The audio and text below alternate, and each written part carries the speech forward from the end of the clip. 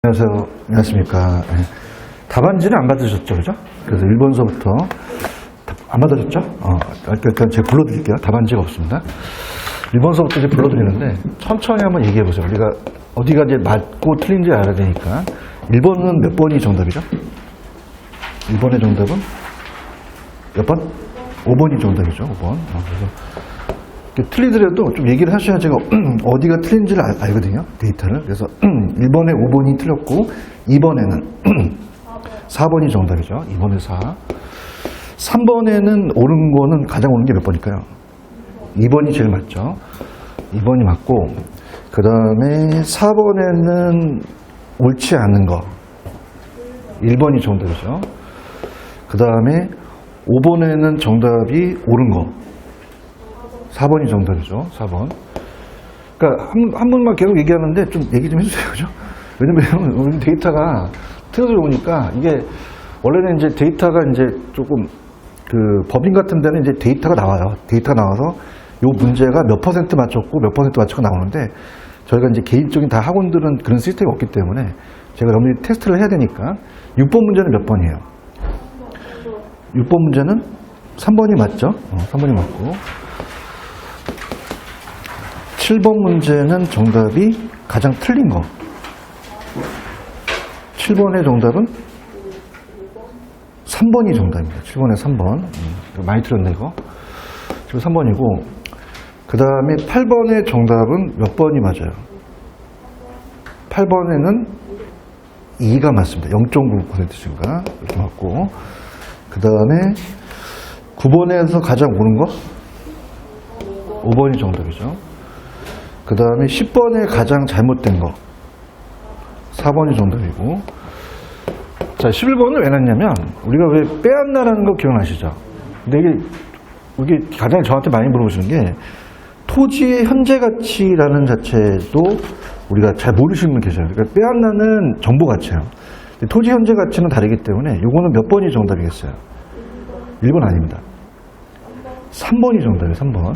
빼앗나의 1억 2천은 맞는데 토지의 현재 가치는 6억 8천이 나오셔야 돼요. 그죠? 토지 현재 가치. 그래서 3번이 정답이고 3번이고 그 다음에 12번에 틀린 거 2번 아닙니다. 5번이 틀렸습니다. 5번. 5번. 그 다음에 13번은 컨버스죠. 컨버스에 대한 정답은 몇 킬로가 몇 번이 정답이겠어요? 5번 아닙니다. 3번이 정답이에요. 3번.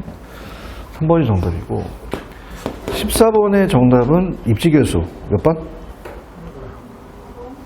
5번이 정답입니다. 5번. 5번 정답이고 그 다음에 15번은 옳지 않은 거 15번은 5번이 틀렸죠. 15번이 5번. 그 다음에 16, 17, 18, 19, 20 갑니다. 16번에 가장 옳지 않은 거 4번 아닙니다. 5번이 맞아요. 5번이 정답이에요. 5번 옳지 않은 거 여기 별표 쳐놓으세요. 많이 틀었네. 5번 16번에 5번 많이 틀었고 17번에는 옳은 거 찾는 거죠. 17에 옳은 거 3번이 정답입니다. 3번 17번에 3번 3번이고 18번에 가장 옳은 거 5번 아닙니다. 1번 아닙니다. 답 나올 때까지 얘기할게요. 3번 아닙니다. 4번이 정답입니다. 이거 별거 3개 치세요. 3개. 그러니까 적극적으로 좀 하시라니까. 그러니까 내가 그 학원마다 다르기 때문에 어디가 틀렸으면 거길 중점적으로 갈 거예요. 아시겠습니까?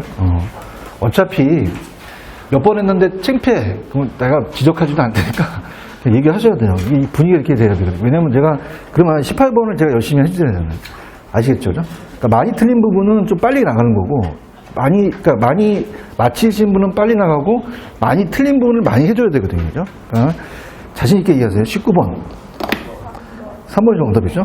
이런 것들은 그냥 대충 가는 거야. 이제 이따가 19번 3번 맞힐 확률이 많으니까 20번의 정답은 3번이 정답이에요. 3번 20번에 3번 그 다음에 21번의 정답은 가장 옳은 거 2번이 맞죠. 22번. 답이 나오면 딱 바로 넘어가겠습니다. 22번에 가장 옳은 거, 22번에 옳은 거. 3번이 맞죠? 3번이 맞고요. 그 다음에 23번에 가장 틀린 거. 3번이 틀렸습니다. 3번. 나이도 높은데 맞추셨네. 24번. 24번에는 정답이 몇 번? 1번입니다. 24번 1번. 이것도 많이 맞추셨어. 25번에 틀린 거. 2번 아닙니다. 3번 아닙니다. 4번 아닙니다. 1번이 정답입니다. 별표 3개 치세요, 3개. 이건 이제 계속 이렇게 해서 이건 중점적으로 나가는 거야. 틀린 거에 대해서는 아주 그냥 강하게 나가는 거야. 26번에는 26번 5번 아닙니다. 1번 아닙니다. 3번 아닙니다. 4번 아닙니다. 2번이 정답입니다. 2번. 별표 3개. 자, 별표 3개. 자, 27번도 이제 27번의 정답. 1번 아닙니다. 2번 아닙니다. 5번이 정답입니다. 5번. 이것도 별표 3개. 이것도 별표 3개. 별표 3개. 자, 그 다음에 28번에 틀린 거. 1번이 틀었죠. 29번에 가장 오는 거. 4번이. 이건 개인적으로 이제 법인들 이렇게 하다 보면은 데이터가 나오기 때문에 많이 맞히더라고요. 이거는 4번이 정답이고. 그 다음에 30번에는 3번이 정답이죠. 30번에 3.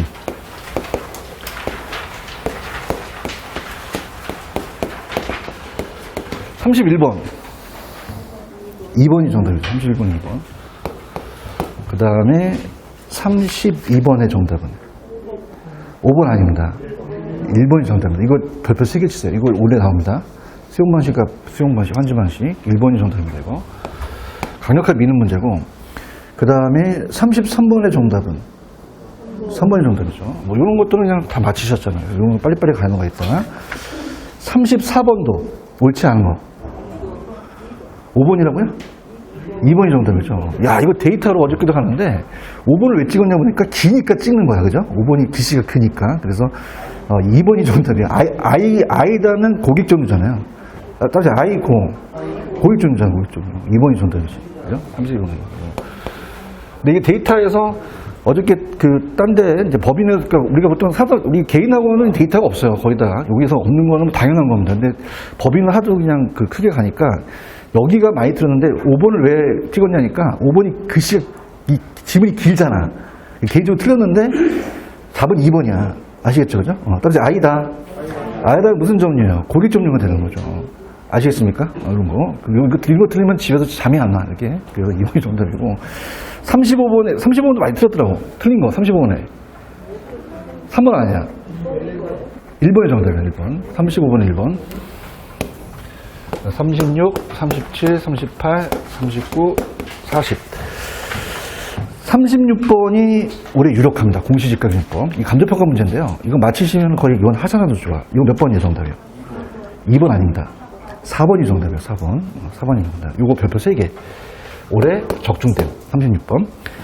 37번에 가장 오른 거. 2번 아닙니다. 5번 아닙니다. 3번 아닙니다. 1번이 정답입니다. 이거 별표 3개. 이것도. 별표 3개짜리 맞네. 3개. 38번에 잘못된 거. 5번 아닙니다. 1번이 정답이죠. 39번도 별표 3개 치시는 게, 요것도 이제 수익 방식. 올해는 감정평가에서 공시지가기준법과 수익환원법이 떠요. 두 가지 뜨는데.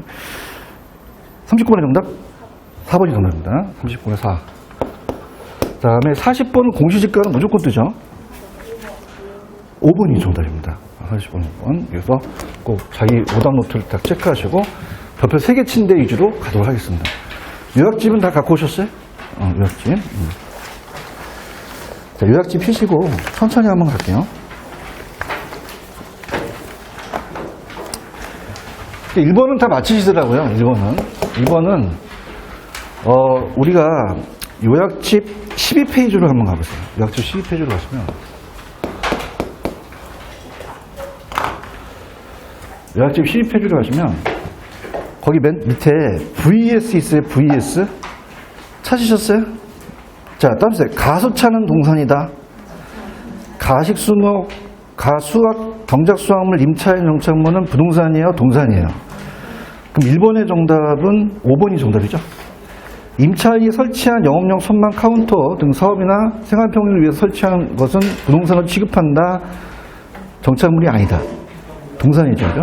근데 개인적으로 1번이 나올 것 같아요. 올해 1번이 이제 감정평가시험에 나왔는데 부동산은 등기로 하고 동산은 점유로 하죠. 그럼 공시 방법이 다르죠. 근데 따라서 공신의 원칙도 다르다. 동산은 점유 믿고 거래하는 사람은 우리가 선의취득으로서 공신의 원칙을 인정하나 부동산은 인정해요? 인정되지가 않죠. 요거 나올 것 같아요. 올해 나올 것 같으니까 이런 것들이 이제 가장 키포인트가 되고 토지의 정착물 중 명인방법을 구비한 20개 집단도 독립된 걸로 보죠.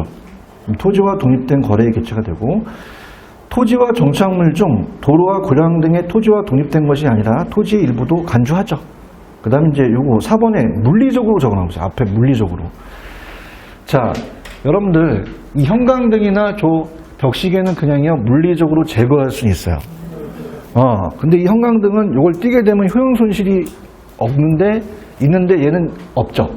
그럼 저는 그 벽시계 같은 거는 손실이 없으니까 저건 그냥요 동산으로 취급해요. 동산으로 취급하죠. 정답은 몇 번이 정답이다? 5번 이렇게 보시고 그 다음에 2번의 정답은 자 이렇게 페이지만 적어 놓으세요. 유학집 요거는 그냥 페이지만 23페이지 다 갈 수는 없습니다. 그러면 이제 틀리셨다면 그 페이지를 나중에 가셔서 그 파트를 이제 보시면 돼요. 자 요거의 정답은 잘못된 게 4번이 정답이죠. 대답 좀 해주세요. 자, 매립이나 산질이 갱간한 거는 택지 확대한 건 부중성이 예외예요? 예외가 아니에요. 그 용도를 전환시킨 거잖아요. 경제적 공급이 일환이기 때문에 예외라고 볼 수가 없는 거죠. 그러면 부중성에는 예외가 있다, 없다? 없다. 그럼 1번은 맞죠? 부동성은 토지가 움직이지 않으니까 내가 가만히 있어야 돼요? 임장활동하라고 해야 돼요. 자, 따라서 지역마다 다르다. 그러면 지역화, 국지화가 나왔죠? 그다음에 개별성은 공급이 이제 대체할 수 없어 미타로 쪽인데 되게 중요한 게 독점적이라는 단어가 있나? 비독점이에요? 독점이에요? 그 비가 들어가요? 빠져요? 빠지죠? 이거 형광펜칠에. 그래서 이거는 비가 빠져야 돼. 빠지니까 맞죠? 맞고. 영속성은 오래 가니까 장기라는 게 나오나요? 장기가 나오면 무조건 무슨 성이에요? 영속성. 토지 오래 가니까 미래에 대한 장기적 배려에서 부동산 가치를 추계하는 예측의 원칙을 하게 되고 5번 부중성은 어떻게 돼요? 상대적으로 희소하죠. 공급이 수요에 비해서 부족하죠. 그러니까 수요에 대한 경쟁이 생긴다. 정답은 몇 번이 정답이다? 4번이 정답이고 3번에 별표를 쳐보세요. 이게 감정평가 올해 4월달에 나왔던 건데 표본지와 표준지 이걸 또 낼 것 같아요. 이 자식들이. 그러면 우리가 요약집을 펴보세요. 요약집 보시면은 깔끔하게 제가 정리한 게 페이지 22페이지로 한번 정리를 해봤어요. 22페이지 가시면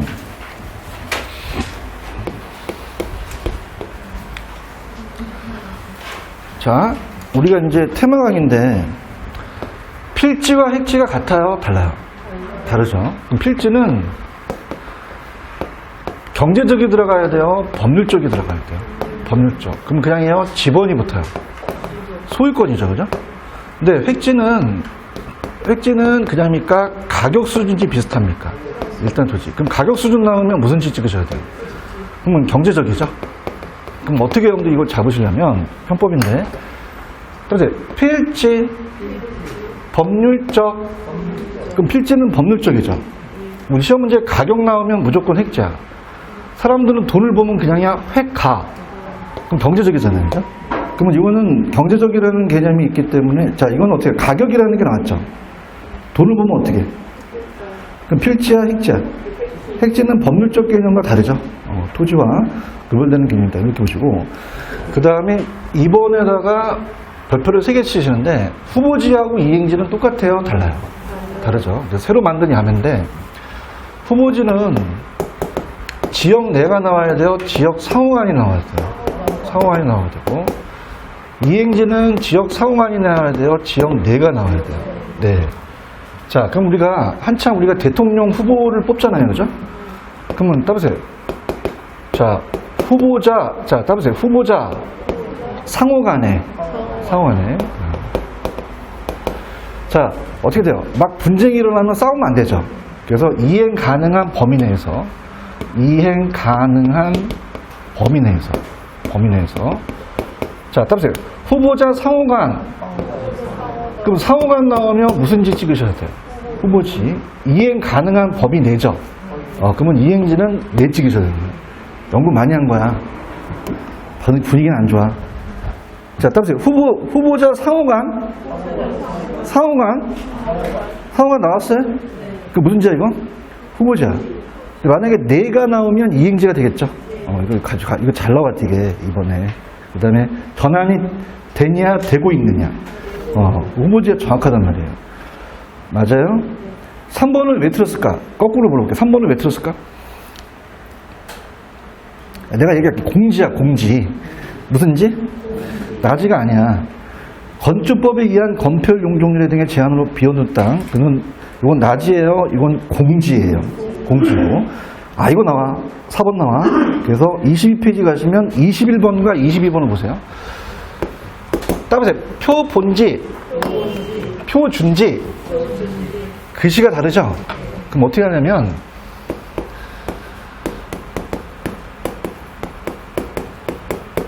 따라봐요. 표 준지 공시지가. 그럼 시험 문제 지가를 공시하는 건 무슨 지 찍으셔야 돼요? 표준지 찍으셔야 돼요. 맞아요? 근데 표 본지는 지가 변동을 측정한다고 돼 있죠. 그럼 우리가 시험 문제에 지가 변동을 측정한다 나오면 표 준지 찍어, 표 본지 찍어. 그럼 표현이 뭐 없어요? 변동이 비입 들어갔지? 변동률 나오면 표 준지야, 표 본지야. 지가를 공시하면 표준지라는 거죠. 다시 한번. 다음에 표준지 공시지가. 공시지가. 그럼 지가를 공시하는 거는 무슨 지고? 표준지고. 지가 변동률에 비입 들어가니까 표본지가 되겠죠. Understand? 그럼 4번에 다음에 지가의 공시. 그 뭐가 나와야 돼요? 표준지가 나와야 되는 거죠. 오늘 오래 떠, 얘. 체크하셨어요? 기다려보시고. 그 다음에 5번에는 한계지라는 얘기 들어오셨죠? 여기 처음 떴어, 이제. 무슨 지? 한계지. 공안지는 도시토지로서 지가상승 노리는 거잖아요. 그래서 5번은 한계지예요, 한계지. 무슨 지? 한계지. 택지용 최원방권, 그 특정지면 이렇게 해서 그 한계지다. 이렇게 보시면 돼요. 아시겠어요? 그 다음에 4번의 정답은 1번인 건 아시죠? 왜 틀었을까요? 그러니까 사람이 눈치가 있어야 될 거 아니야. 1번이 틀었으면 뭔가 좀 틀릴 거 아니야. 그럼 찾아내야 되지. 뭐가 틀었어요? 자, 우리가 부동산은 단기에는 공급이 잘 돼야 안 돼요. 수급 조절이 쉽지 않은 건 어디서 쉽지가 않죠? 단기죠, 단기. 그럼 장기가 아니라 단기적이죠, 단기적. 자, 우리 부동산은요, 바로바로 공급이 돼야 안 돼요. 바로 공급할 수가 없죠. 그럼 단기적으로 수급 조절이 어렵죠. 그렇기 때문에 가격이 왜곡되겠죠.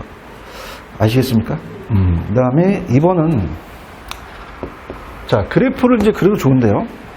자, 수요가 증가한대요. 가격과 공부에 대한 게 당연히 다 틀리기 때문에 제가 뭐 야매로 갈 수는 없어요. 그럼 수요가 증가하면 비탄력적이면 서 있죠. 서 있으면 그냥입니까? 가격폭이 큽니까? 누워 있으면 양의 변화가 큰 거죠. 맞습니까?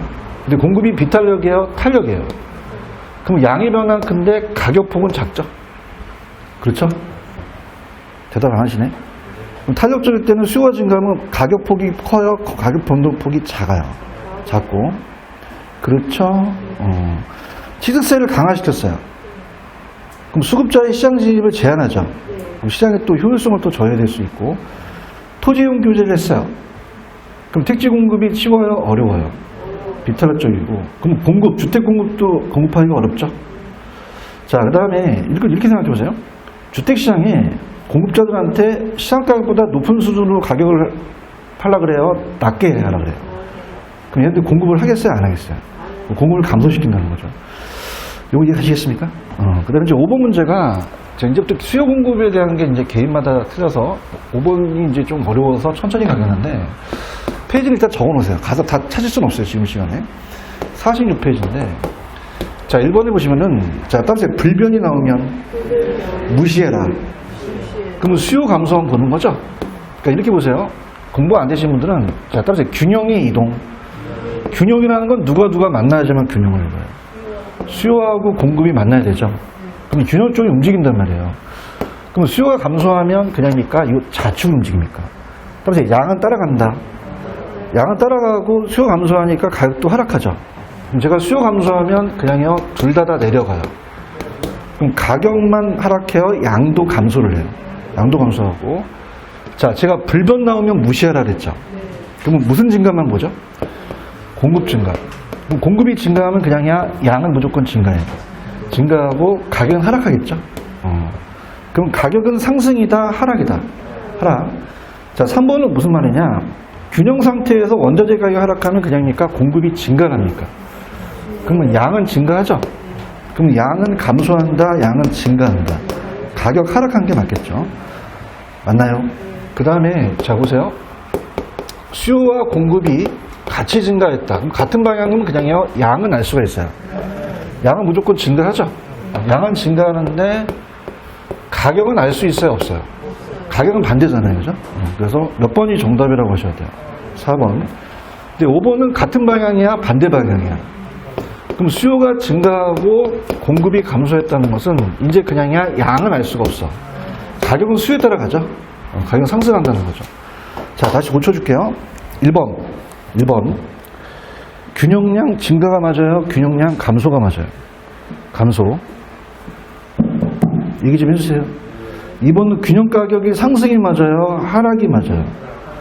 3번은 균형 거래량이 감소가 맞아요? 증가가 맞아요? 5번. 가격은 알 수가 없다. 가격은 상승한다. 양은 증가한다. 양은 알 수가 없다. 양은 알 수가 없다는 거죠. 그런가요? 정답은 몇 번만 맞죠? 4번. 그 다음에 이제 6번도 이제 38페이지로 적어 놓으시고, 38페이지.